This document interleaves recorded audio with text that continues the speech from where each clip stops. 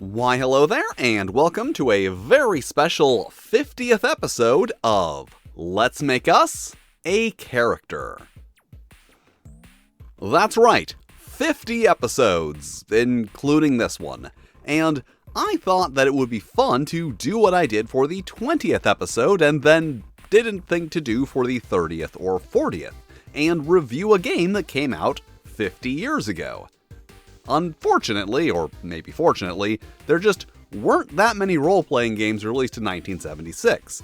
So, I've already covered Metamorphosis Alpha, have no interest in Arthurian Legend, cannot find a copy of Ura, and don't really want to do another video about Ken St. Andre right now.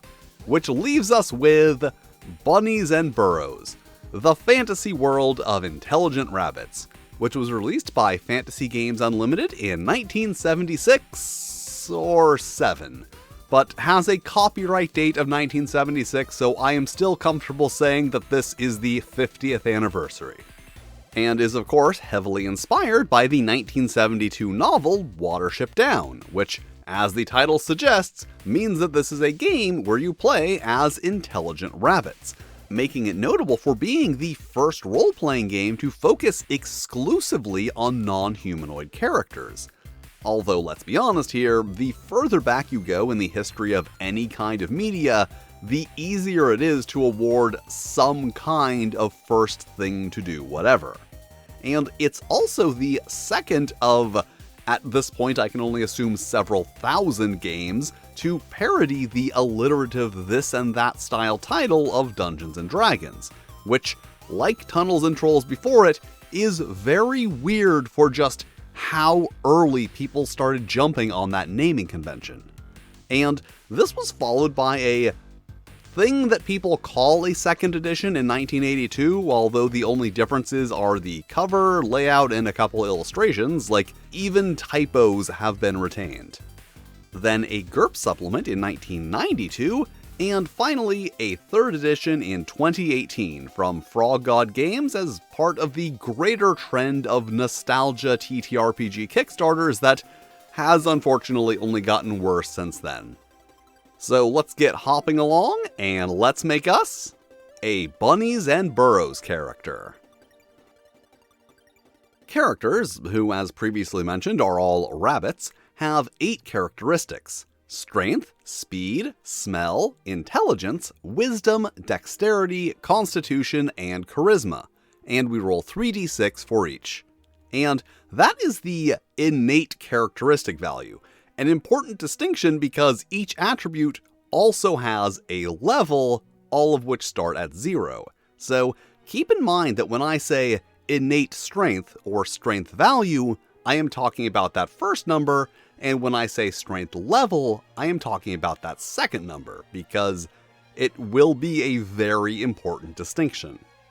Then we have a choice of 8 professions, 1 tied to each characteristic: fighter, runner, herbalist, scout, seer, maverick, empath, and storyteller.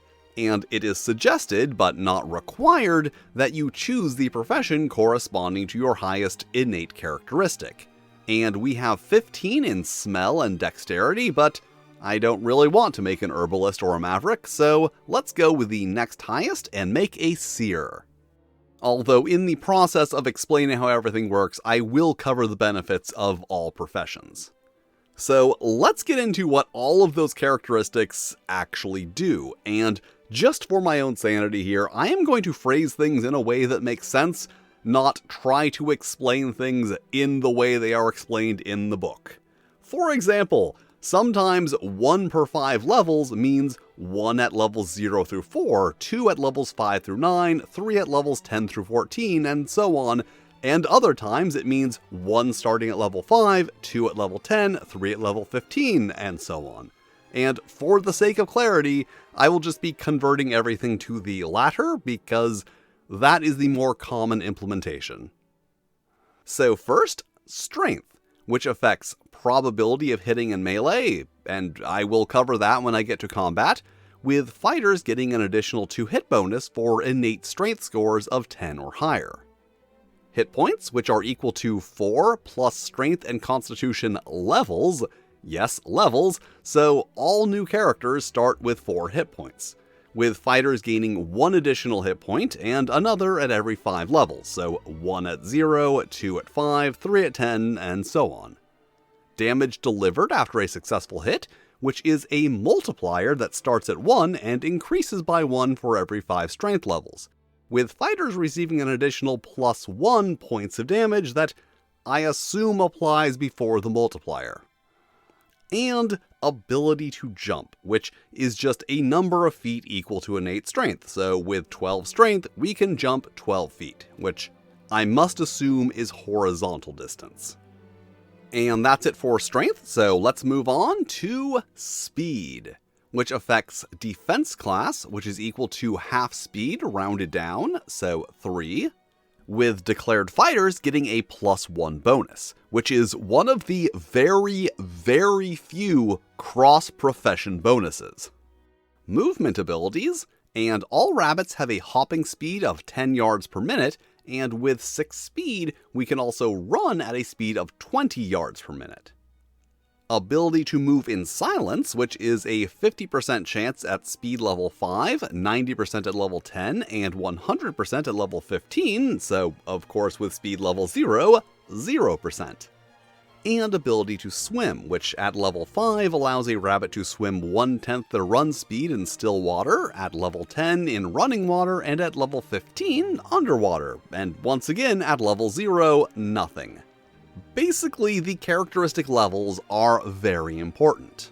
And runners do not get any kind of bonus to their basic abilities, but do get to always act first in combat, can strike and dodge in the same combat turn, and improvement in saving throw for any unusual modes of transportation. And I'm just going to let you know right now that despite how weirdly specific that sounds, there is no further specification of any kind. And now things start to get a little complicated with smell, which is used in the ability to recognize and prepare herbs. And I'm just going to point out here that the herbalism rules are fairly complex, and in fact, this is the largest single section of the book, which is why I did not want to make an herbalist. And I am not going to go in depth on these, but here are the very basics. So, all rabbits are familiar with grass, clover, and dandelions, and are at least aware of lettuce, with everything else being more or less unknown. And rabbits with innate smell of 9 or higher have a 2 in 6 chance to sniff out if something is edible. And from there, as suggested, things get complicated, with herbs having one of 9 locations, 4 scent types, 4 scent clarities, and 9 different preparation techniques needed to convert a raw herb into a useful item, with your ability to recognize those qualities and use those preparations based on your smell value and level. So to recognize location or smell type, you need to have a minimum smell level, and at level 0, we cannot recognize any of those. And then the ability to recognize smell clarity is based on smell value, and with a smell of 15, we can recognize smells of any clarity, hypothetically if we could recognize any of the other qualities. And there is no roll or anything on that, it is apparently just automatic. And then to prepare herbs, you once again need to meet a specific smell level, with dedicated herbalists having lower thresholds. And fortunately, this time, level 0s can lick too. And then basically, once you can identify an herb and do the necessary preparation, you can craft them into useful items. So, for example, after identifying a leech flower, which is a flower with a sweet murky smell, it can be prepared by licking the surface and then used to protect from leeches for 1 day. And even though we could not actually identify that until level 1, a more experienced herbalist could still hand it to us and say, "Here, lick this." Because, for reasons I will explain later, having things that you can do at level 0 is very important. Also, as indicated by herbs that protect from pest infestations, there are of course a full set of rules for that, which I am not going to get into. I just want you to understand how thorough the rabbit simulation aspect of this game is. And if you think that's a lot, well, I'm not done yet, because there are also the rules for improperly preparing, handling, and storing herbs, causing them to have a different effect, no effect, or just be poisonous. And also, of course, some are just poisonous by default, because that's how plants work. And your chance of identifying such herbs is based on your smell value, once again with a separate set of values for herbalists, and at smell 15, we have a 67% chance of identifying poisonweed. And finally, tracking, which has a base percentage of success equal to our smell level times 10 minus 1 per each minute since the target went by.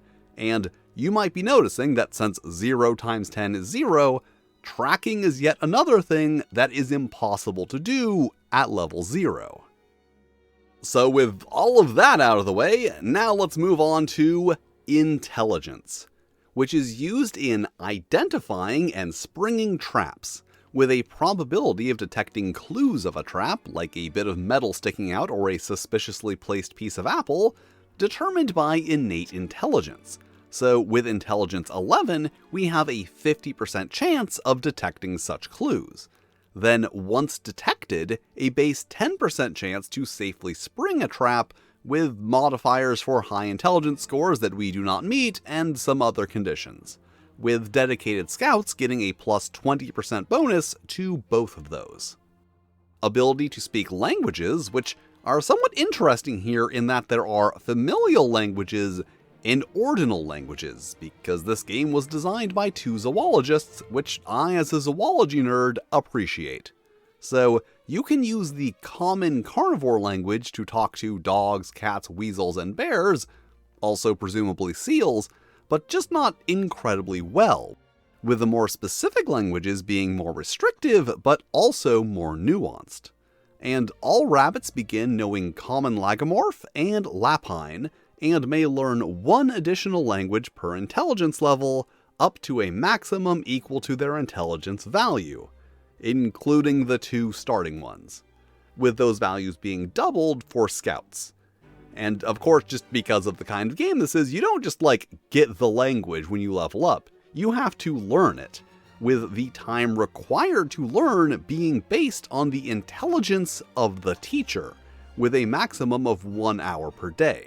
So with intelligence 11, if we were trying to teach, a sparrow lapine, it would take 20 1-hour sessions, and presumably the sparrow would need to already know common lagomorph in order to actually understand the lessons.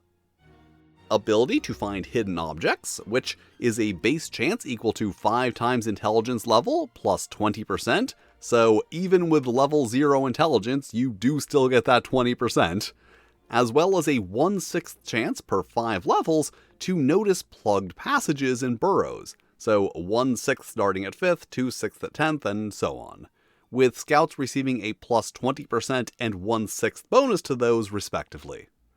And finally, ability to build or make things, which is just one of those things where there is an unspecified bonus based on intelligence level, with scouts getting an additional unspecified bonus. So now on to wisdom, which as a seer is our primary characteristic, and is used in viewing the future, instilling fear, feigning death, and other dedicated seer abilities. And all of those things are related in multiple ways, which is why I had to list them all at the beginning. So using any of those wisdom abilities requires the spending of trance points, and rabbits get 1 trance point per level of wisdom per day, with seers getting 2. However, 2 times 0 is once again 0. Fortunately, they do take that into account and provide a probability of success for attempting the base wisdom abilities based on innate wisdom exclusively for level 0 characters, with seers getting a 10% bonus to that, instead of just, giving them an extra trance point at level 1. So, first up, viewing the future, which, yes, is apparently just a basic ability that every rabbit can do, which would explain why Bugs was always so many steps ahead. which involves entering a trance and receiving a vision, with the only roll being the probability of that vision being misleading, which is based on innate wisdom. So with Wisdom 14, visions have a 10% chance of being misleading. And very weirdly, no bonus to that for being a seer, which is literally the most appropriate thing for a seer to get a bonus to. Instilling fear is basically intimidation and is based on a bunch of things that I could say now, but would not make sense until I explain the saving throws, so I will just say that it uses these saving throw rules, with failure leading to potential shock, which will be explained later, or fleeing in terror. Feigning death is based on wisdom level, with seers getting a plus 20% bonus, but since we have no wisdom level, it is instead based on that general success chance for level 0 characters. So wisdom 14 is 30%, plus 10% for being a seer is 40% total chance of using any of those 3 abilities. And then seers specifically also gain additional abilities at wisdom levels 5, 10, 15, and at the GM's discretion, 20. So basically, seers are the wizards of the rabbit world. But now on to dexterity, which is used in determining ability to carry items, with rabbits being able to carry one item up to the size of an apple in their mouth, and a number of small items in their fur up to their dexterity level, which, like so many things, at level 0 is 0. And mavericks are able to carry 2 additional items, even at level 0. And rabbits with dexterity greater than 9 can also carry a small bag that can hold 2 apples or 10 small items. And with dexterity 15, we can actually carry 2 bags, for a total of 5 apples of carrying capacity. Ability to disguise rabbits as animals, like, other animals. This is where it's going to get silly. You can attempt to disguise yourself as another animal by assembling a little disguise out of twigs and leaves and such, which is absolutely adorable, but also has a success chance based on dexterity level and the specific target. So, at level 0, we would have a 10% chance of convincing another rabbit that we are an owl, 0% if that rabbit was level 6 or higher, 0% of convincing an owl, and 10% of convincing any other animal, which presumably includes humans, with mavericks getting a 20% bonus to that, making dexterity the single most hilarious characteristic. Ability to cheat and steal, which once again is just a percentage based on dexterity level, with mavericks getting plus 20%, and of course level 0 equals 0%. Ability to climb, which in addition to requiring an innate dexterity of 10, is just a flat height that can be climbed by the character based on dexterity level, and at dexterity level 0 is 4 feet, with mavericks being able to treat their dexterity as being 3 higher.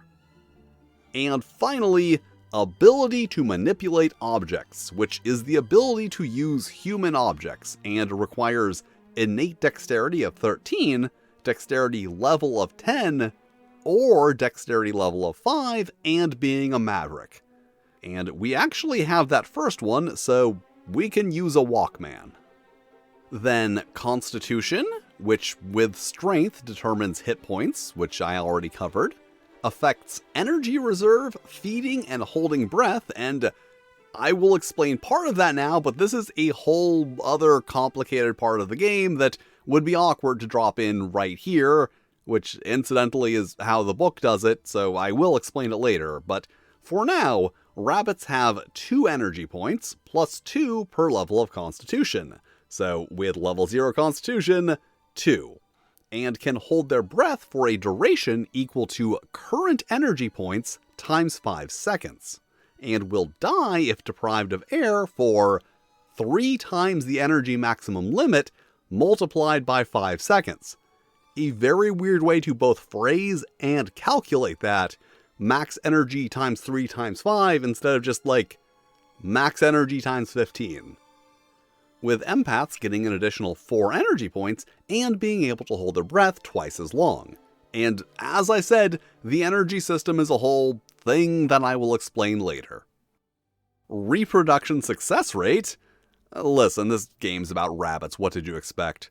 Which is based on the constitution of both parents, so let's just say we got it on with a rabbit with constitution of 13, and you add both of the constitution scores together, so 22, then roll a d6 to determine number of progeny as percentage of combined total. So 5 is 30%, and 30% of 22 is 6.6, rounded down to 6.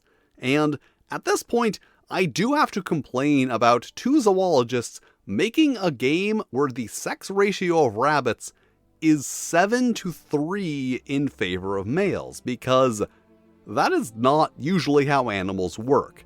Short version for the non-animal nerds, 7 male and 3 female rabbits can produce 3 litters at a time. 7 female and 3 male rabbits can produce 7. And one of those two is just a wee bit more beneficial for propagating a species. Probability of going into shock, which is like surprise shock, not oxygen deprivation shock, and when exposed to a shocking stimuli, rabbits have a 25% chance of being frozen in place for 2d6 minutes, with that chance being lowered by 2% per constitution level, so 25 minus 2 times 0 is of course 25. With empaths being able to reduce that by a further 10%. And then empaths of 5th constitution level or higher also gain the power of empathic healing, which allows them to effectively transfer points of damage from a target to themselves at the rate of 1 per level of constitution over 4 per minute, which then heals from the empath at the rate of 5 points per 10 minutes. So, an interesting kind of semi-unlimited healing. Like, you don't have to worry about uses per day or anything like that, just having enough time to recover after using the ability, which very reasonably will allow you to heal up the whole party as long as you have a safe place to do it.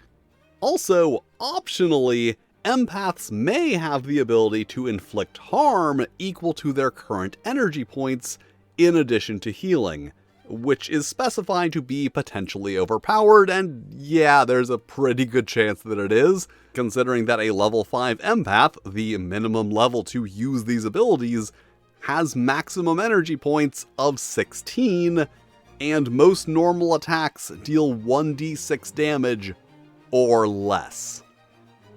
And of course, Constitution affects saving throws for herbs, diseases, poison, etc., but that's just a basic part of the saving throw rules. And finally, Charisma, which affects ability to persuade, which starts at 10% with modifiers for both innate charisma and charisma level, plus other modifiers and a 20% bonus for storytellers, 5% for empaths and seers, and minus 20% for mavericks. So with charisma 11, no modifiers, and charisma level 0, minus 10%, but then for being a seer, plus 5%, so 5% overall base persuasion chance. Ability to retain faithful followers, which is just a number of followers equal to half your charisma level who won't desert or betray you when things get tough. And apparently that value also applies to the number of does that one male may mate with and keep. Keeping in mind that this is a setting that has specified a 70% male, 30% female sex ratio, apparently in addition to males pairing with multiple females. And yeah, I understand the rabbit waifu harem fantasy they were going for here, but that does not make sense for a species or a society. Like, I'm not going to get into the implications because this is not a Fatal video, but I will just say that they do mention raiding other warrens for does on multiple occasions. But speaking of, the probability of mating, which is just a chance based on cross-referencing the character's charisma level, and Seduce's charisma value, I assume it never specifically says what charisma level is tested against, but the values range from 3 to 18, and so that's what makes sense. So you check those two values to get a score that must be exceeded on percentile dice for success, with storytellers getting a 20% bonus. Which raises the very important question of, why is this one thing rollover when everything else is roll under? And why is that not addressed with the 20% bonus and how it needs to be added to the roll, not the target, because all other bonuses are added to the target? And the simplest and funniest answer that I can come up with is that they accidentally inverted or failed to invert the values on the table, and then just decided it was easier to change the roll than change the table. Because, as you can read about in The Goblin Guide to Advanced Dice Rolling, there is no major functional difference between a roll over and roll under test. You never have to use one or the other because there is nothing one can do that the other cannot. Also, contrary to all the things suggested, it also points out that based on the table, some lady rabbits will just be too hot for every male in their warren and have to strike out on their own on a quest for the good dick, which might seem like the best character backstory ever, but as you may have gathered by this point, this game is very much designed around the idea that all player characters will be male, and that females are something of a commodity in the setting, which, given that all the characters are rabbits, is less skeezy than if they were humanoids, but given that they are rabbits with language and society and little bags in which they carry prepared herbs, not that much less. And finally, dedicated storytellers of 5th level or higher can enthrall animals, making them act as faithful followers in the storyteller's presence, until reduced to half hit points, or the storyteller or target loses consciousness, including by sleep, with a check based on charisma level, with additional bonuses for charisma of 15 or higher. Which does presumably mean that if you are willing to take the risk, you can then ride a bear like some kind of mech. And this character is done. And usually this is the point in the video where I would start talking about mechanics, but I've been talking about mechanics through the whole thing. Basically, like most games of its age, the rules here are very piecemeal. When there needed to be mechanics for something, they just made some. So while most of the mechanics are percentile roll under, some of them are D6 based, just automatic based on stats, or in that one case, a D100 rollover. It is very much a collection of rules rather than any kind of unified rule system. However, there are a few more larger mechanics that I haven't covered yet, but before I get into those, I thought it might be a good idea to cover Advancement, because, as you have likely noticed, a lot of this character was not applicable at level 0, and also the advancement system is kinda interesting.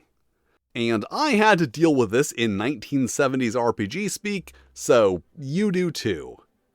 For each event during the game that a player rabbit successfully avoids disaster or gains some important advantage or aid to future success, the rabbit will receive a credit for 1 die roll of percentile dice.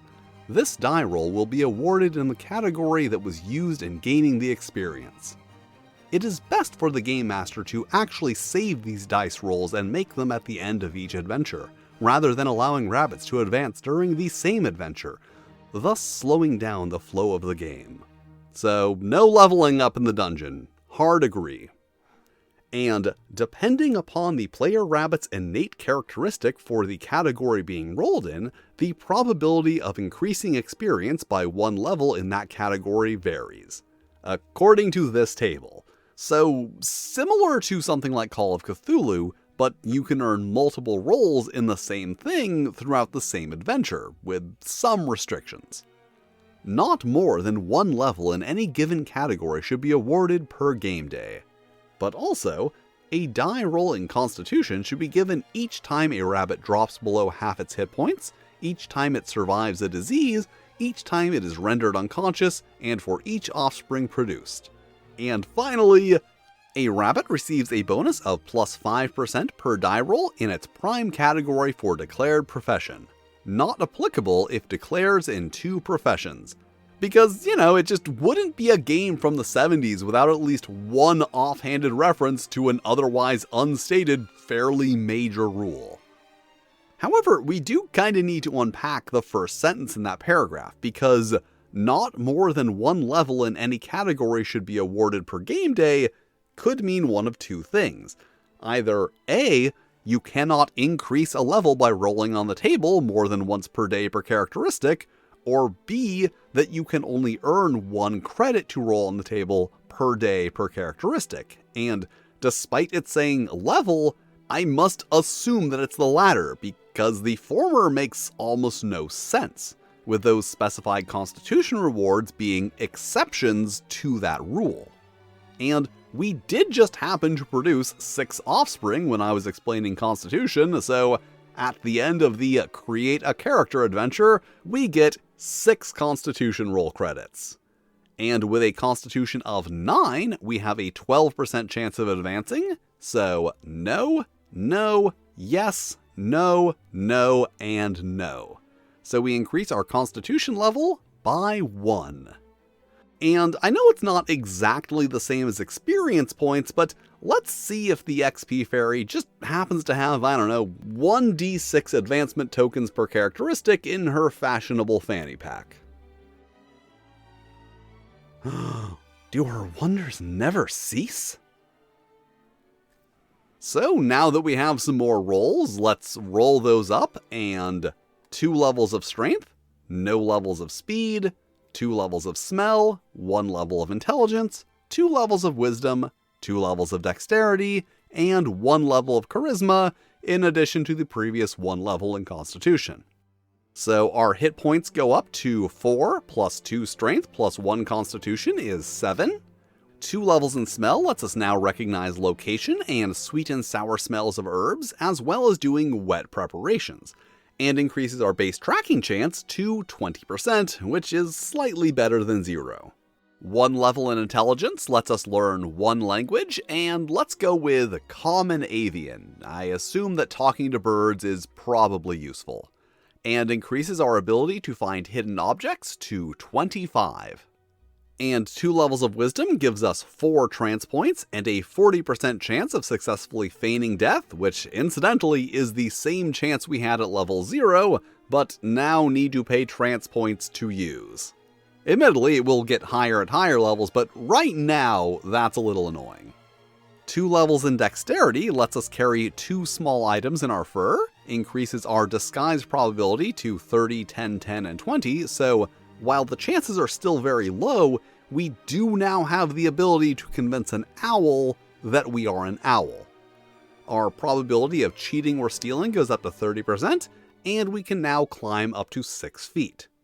1 level in Constitution increases our hit points as previously mentioned, our energy points by 2, and reduces our shock chance by 2%. And 1 level in Charisma increases our base persuasion to 15%, and of course moves up our probability on the mating table, because that's a thing that you want to do in this game, I guess.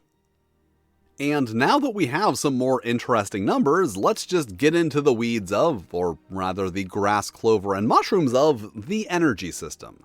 So we have a maximum of 4 energy points, but what are those? Well, those represent your energy, just like regular energy of being an animal, like the energy you're currently using to watch this video.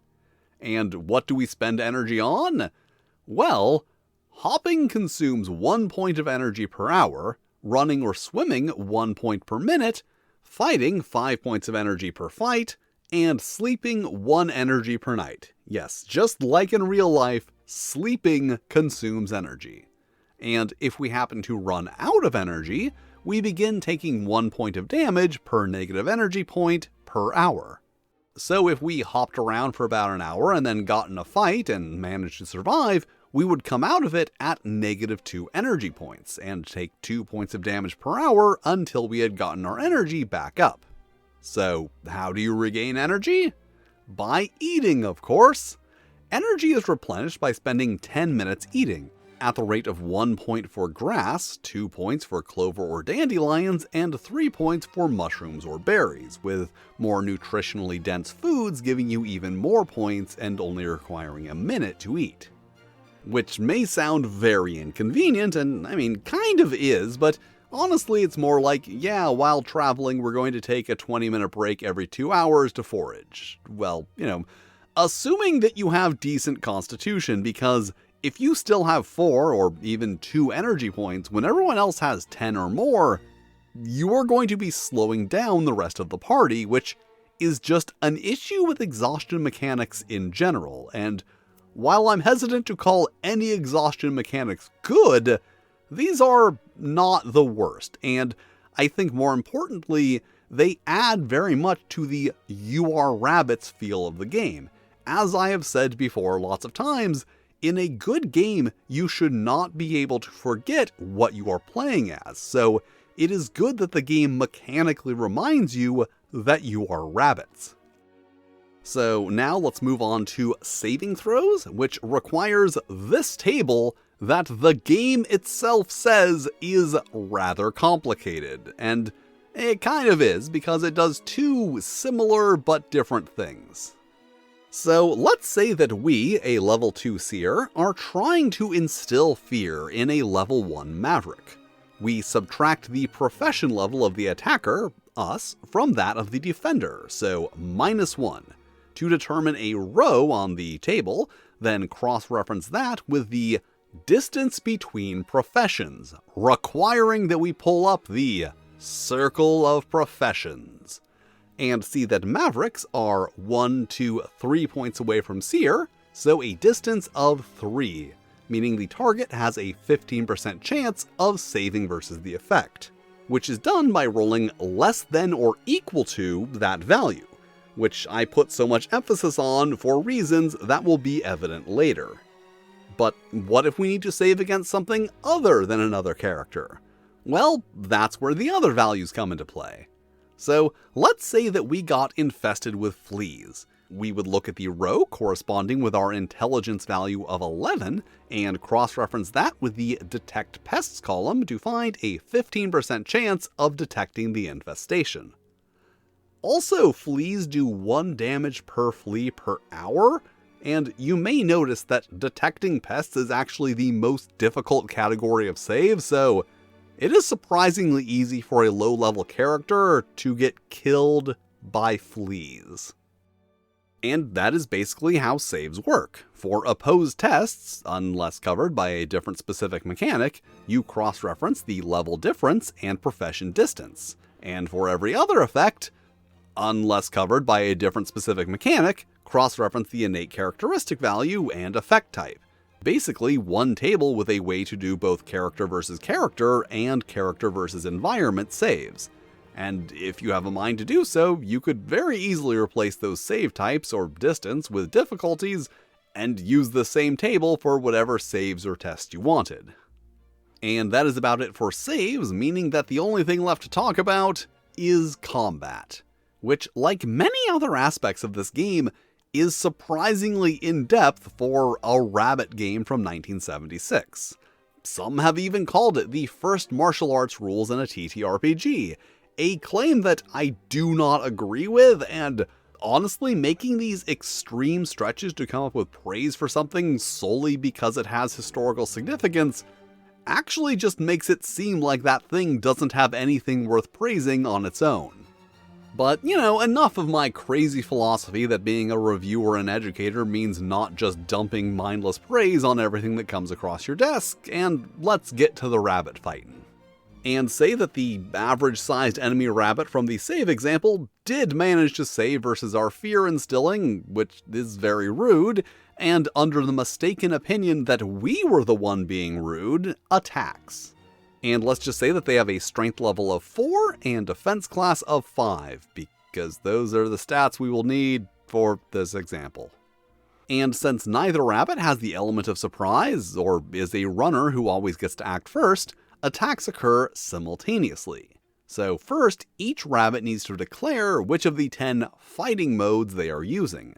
And let's say that we are going to attempt to butt while our opponent attempts to bite and release. Then we cross-reference strength level and defense class to get the first contribution to hit. And with strength level 2 versus defense class 5, we have 17, and the other rabbit with strength level 4 versus defense class 3 has 25. Then we pull up the contribution to hit by fighting mode table, and cross-reference the attacker and defender's attack modes. And butt versus bite and release is 36, and bite and release versus butt is 35, for total 2-hit values of 53 and 60. So attacks are rolled with success on a result less than that value, on a 0 to 99 basis. So I guess this is a thing I need to talk about now. So you probably didn't actually notice that, other than on saves, I never said how the actual rolls work, just that we had a such and such percentage chance of succeeding. And for the most part, that's how the book does it too. Just giving you a percentile and kind of assuming that you know what to do, except at 3 points. The probability of mating table, which tells you to roll over the target on a percentile die read 1 to 100, the saves, which tells you to roll less than or equal to the target, but technically not even what die to use, and the 2-hit roll, which tells you the die must be less than the required number on a percentile roll read 0 to 99. And for those of you not as deep into the dice maths as I am, those last two are equivalent. Reading the percentile dice as 0 to 99 shifts all the results up by 1%, so to maintain the same probability, you would also need to reduce the number of successful results by 1, which can easily be done by removing success on a roll equal to the target. And yes, that is a valid, albeit less common and less intuitive way to read percentile dice, but the issue is the inconsistency in explaining how a percentile roll should be read and interpreted at a point when you really shouldn't be assuming that that sort of thing is common knowledge. Like, yeah, I have no problem with this, but also, I am not a random teenager picking up their first role-playing game at a hobby shop in 1976. Anyway, we miss and our opponent hits, and bite and release deals 1d6 damage with the potential for a critical hit. So we roll a d10, and a 0 means a critical hit. So we roll again on the critical hit table, and a hit to the abdomen for double damage. So that is 6 of our 7 hit points gone, meaning that we get a Constitution increased credit for being reduced to below half hit points. And at this point, I think that rather than continuing this fight, the smart option might just be to try and play dead. A thing that we have a 40% chance of successfully doing. And success. So, believing that they have taken us out in a single hit, the other rabbit goes off to brag about it to their friends, giving us the opportunity to sneak off. And that does seem like the sort of thing that we should deserve a wisdom credit for. And then after successfully sneaking away, let's once again call that the end of the adventure and roll for those 2 credits, and 1 more level of wisdom, which only gives us 2 more trance points. And that was a Bunnies and Burrows character. Not the best game ever, but definitely on the higher end of the mid-70s role-playing games. Like, overall, I would say its biggest fault is just being like other games from the same period. Like, a lot of things are not the most intuitive, but you can definitely see intent behind what was being done. And while the mechanics are far from consistent, they are fairly thorough for a game from that time. Like, as much as I love Metamorphosis Alpha for its setting and weirdness, it barely had any actual mechanics, and this game does. And the mechanics aren't just thorough, they're also fairly deep, while remaining reasonably simple. Like, the combat mechanics have a nice bit of complexity to them, with the specific attacks of both opponents factoring into hit chance, and giving you options like using one attack that doesn't do as much damage but allows you to set up a more powerful attack in the next round, while only requiring cross-referencing and looking up values on a couple of tables. Like, yeah, it's not the most impressive combat system I've ever seen, but for 1976, it is pretty damn impressive. However, it is also very old school, and I don't just mean in its mechanics and writing, but in its mindset. And I'm not talking about assuming that all characters, and probably players, are male and want to go around raiding other warrens to add to their breeding harem. That's a whole other thing. I mean things like insisting that the GM keep track of all of the players' characteristics and levels, hit points, energy points, and even inventory. Like the way you would for a small child who was not able to do those things on their own. Also, I think it is a game that somewhat suffers from being too niche. Like, as I mentioned before, it really leans into the idea that your characters are rabbits. It expects you to stop and munch on some dandelions, to bite and scratch, to propagate, to protect yourself against fleas and ticks in the course of a regular adventure. Basically, to be a rabbit. Perhaps a rabbit with magic in a little bag, but at the end of the day, still a rabbit with strong rabbit-like characteristics.